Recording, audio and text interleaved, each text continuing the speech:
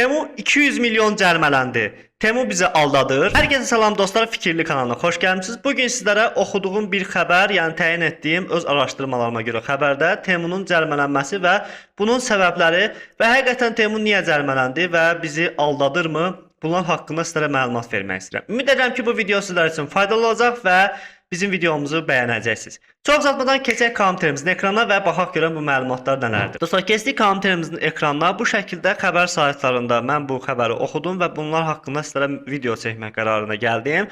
Həmçinin də Avropa Birliyinin, yəni yoxlanış Avropa Komissiyasının rəsmi səhifəsi var bu şəkildə. Burada da Temu haqqında məlumat aldım və burada da suallar yaranır ki, Temu bizi aldadırmı, zərərli məhsullar satır və nə etmək lazımdır? Bu şəkildə qısaca mən sizə bir dənə xəbəri oxumaq istəyirəm. Qeyd edeyim ki, mən xəbər əsasən sizlərə məlumat verirəm. Yalan da ola bilər, düzgün də ola bilər, amma bu xəbər saytlarında olduqca yayılıb, düz olma ehtimalı %99%-dir, belə deyək dostlar. Deməli, Temu 200 milyon cərmələndi. Xəbərlər oxuyuram sizlərə. Mayın 28-də Avropa Komissiyası rəqəmsal xidmətləri aktında uyğun olaraq Temu onlayn platformasına 200 milyon avro məbləğində cərimə tətbiq edilib. Deməli, bu barədə jurnalist Avropa Komissiyasının məlumatı verib. Avropa Komissiyasının iddiasına görə, yəni bu bir iddiadır, həmən qurumun iddiasıdır. Temu şirkəti öz platformasında qanunsuz malların təklif edilməsi ilə bağlı sistemləri, risklərin, eləcə də bunun Avropa İttifaqındakı istehsalçılara vurduğu ziyanın lazımi səviyyədə müəyyən edilməsini, təhlilini və qiymətləndirilməsini təmin etməyib. Bu şəkildə yazılıb.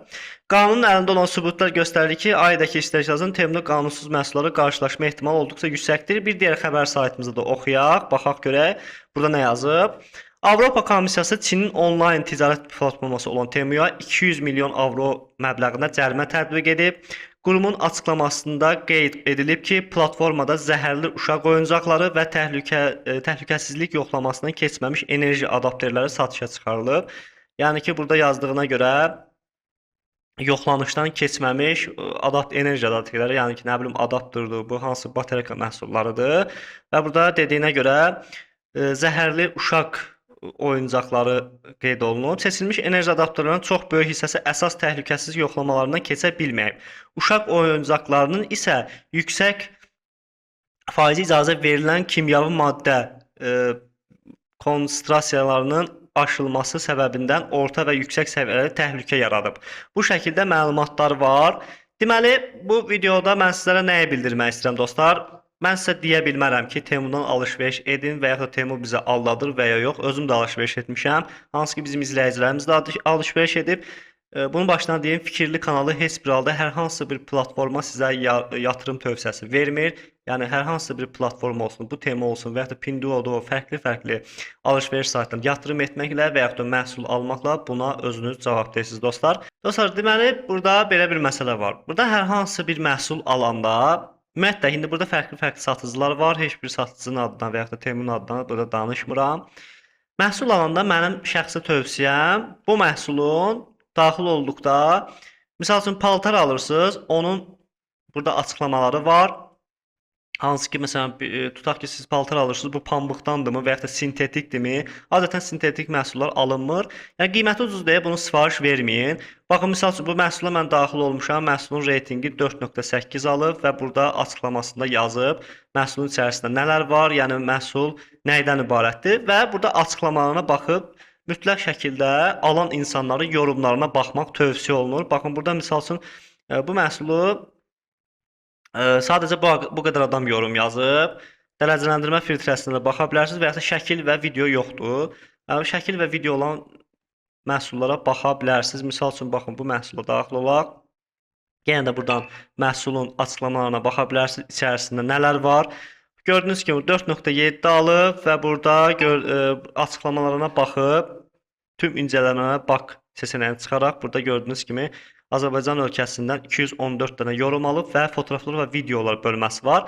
Bu fotoğraflar və video bölməsi nədir? Mən sizə qeyd edeyim dostlar. Burada məsələn alan adamlar şəkillərini paylaşıb, yəni məhsulun göründüyü necədir və yaxud da məhsulla bağlı problem olanda burada paylaşırlar. Mütləq şəkildə belə açıqlamalarına baxın və təbii ki də məhsulun içərisində nə olub, olmadığını araşdırmaq üçün baxın. Burada yazıb ki, bir adet klassik çolğun metal çerçevəli moda gözlük, unisex moda gözlük. Burada yazıb iş və parti hədiyyələri üçün uyğun yazıb misal üçün. Başqa burada baxaq nəyi var?